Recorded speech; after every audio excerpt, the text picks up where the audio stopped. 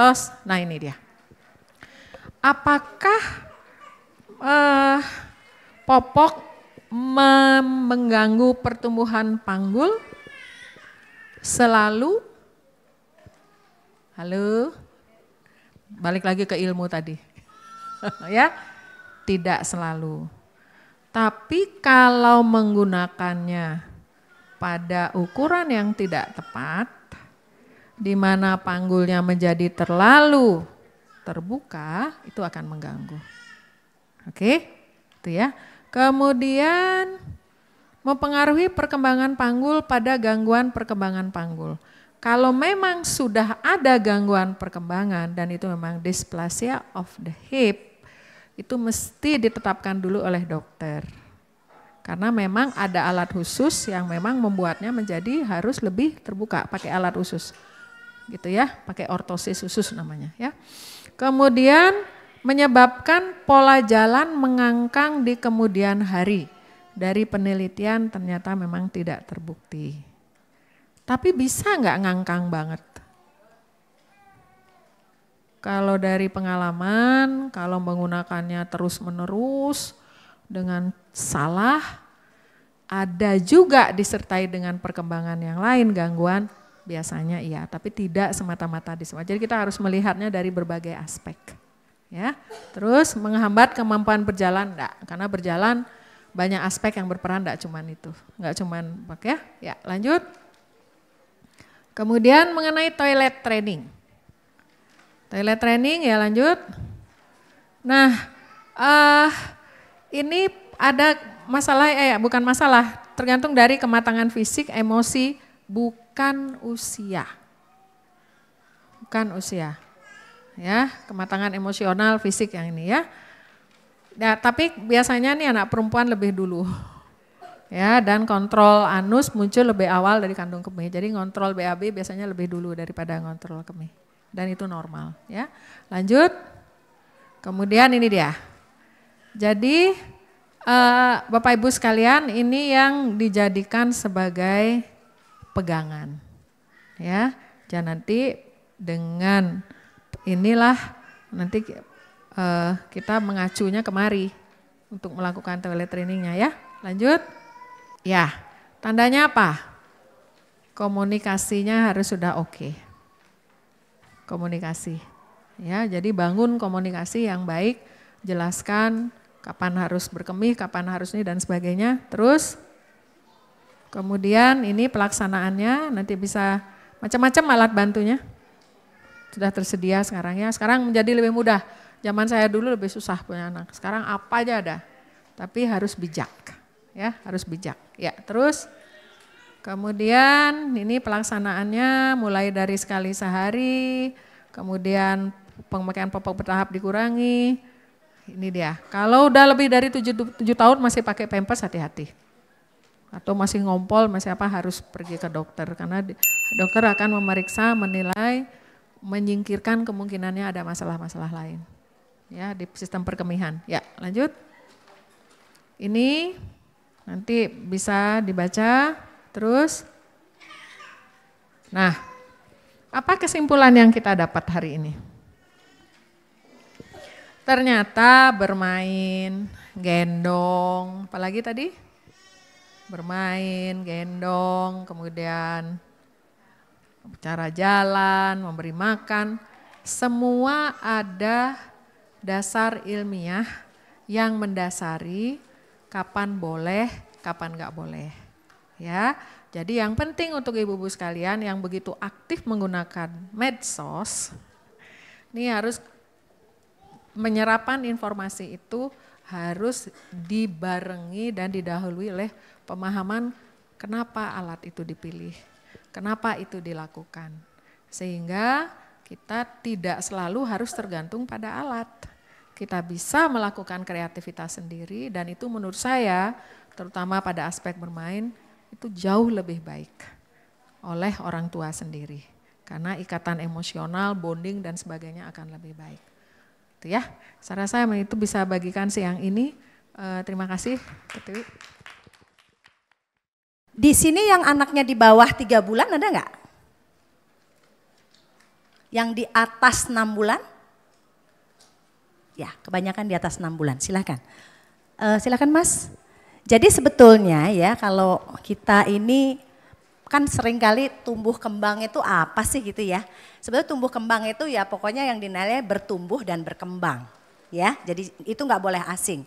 Bertumbuh ya berat badannya tambah, lingkar kepalanya tambah, tinggi badannya tambah. Kalau berkembang lebih ke fungsi, ya. Jadi berat badannya boleh tambah, tapi fungsinya tambah enggak, gitu ya. Sama, misalnya kalau ke dokter, slide Mas, silakan Mas. Saya cepet aja, lingkar kepala misalnya bagus nih, tapi anaknya belum bisa ngapa-ngapain. Seringkali ibu-ibu datang, lingkar kepalanya berapa dok? Kita ukur nih, tapi anaknya tadi ya misalnya 4 bulan udah peyang kesana kesini. Kita soalnya sering punya kasus ini sehingga kita bikin ini ya. Jadi karena dari praktek sebetulnya ya. Jadi sebetulnya ini tadi yang di dokter Luh sampaikan adalah bertumbuh iya tapi banyak sekali di berkembang ya. Berkembang awalnya slide Mas silahkan. Jadi berkembang sebetulnya otak itu baru waktu hamil nih kebetulan ada yang hamil ya. Waktu hamil itu sebetulnya otak paling cepat tumbuhnya. Ya, jadi nggak boleh hamil tidak direncanakan itu tidak boleh.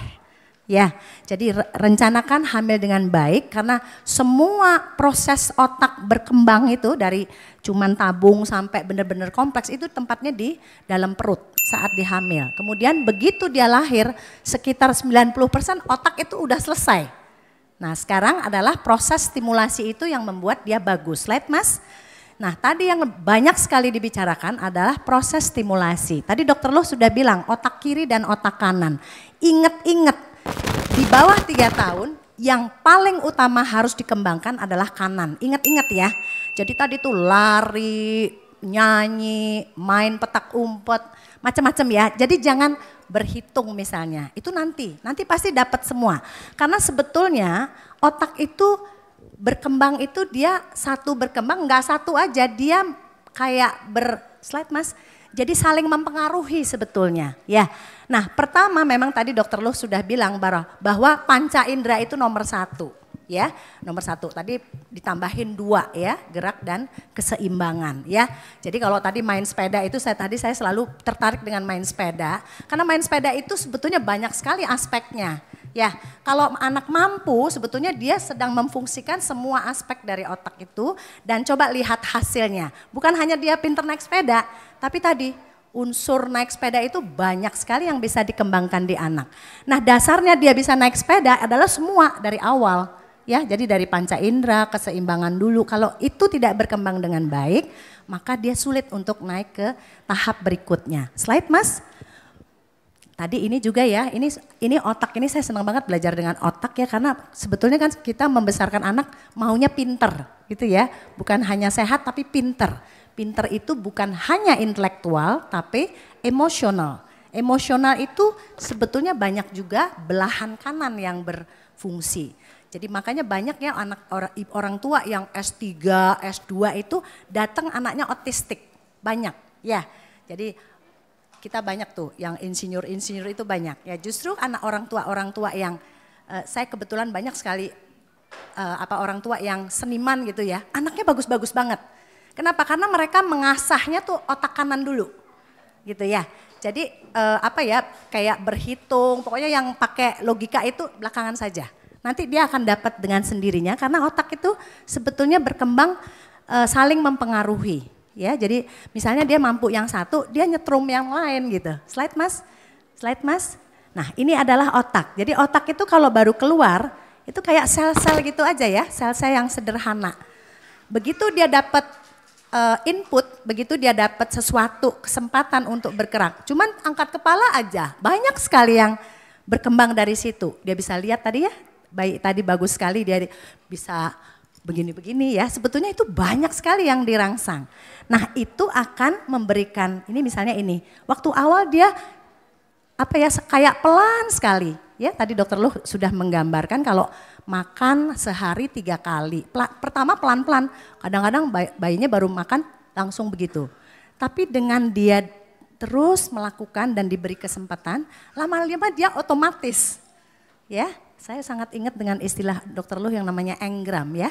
Jadi segala sesuatu yang dikerjakan lama-lama otomatis. Kenapa kita kalau makan begitu ada di mulut langsung kita ngunyah? Karena kita udah otomatis.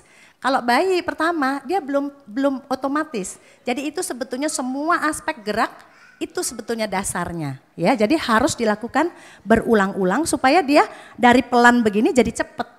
Begitu dia dapat ini, dia langsung respons, gitu ya. Naik sepeda kan susah tuh, coba nanti udah bisa lepas tangan dia, karena dia udah otaknya sudah bekerja dengan otomatis.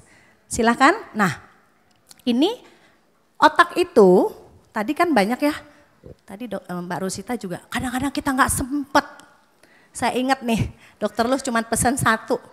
Otak itu tidak mengenal masalah teknis orang tua. Dia jalan aja terus. Ya, dia nggak pernah mengenal oh ini sekarang mama lagi meeting, papa lagi keluar kota. Otak itu nggak nunggu dia, terus saja tumbuh. Mainan macam-macam itu penting, tapi kalau tidak ada orang yang mengajak bermain, mainan itu jadi tidak penting.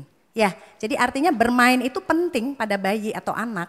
Tapi di awal, di 1 tahun pertama, apalagi 2 tahun pertama yang kita bilang 1000 hari itu peran orang tua atau pengasuh itu sangat penting. Ya, supaya tadi nggak digabrukin, tidak ada yang mengarahkan. Jadi mengajak anak bermain di awal-awal itu sangat penting mengarahkan. Jadi jangan ditinggal anaknya sendiri main.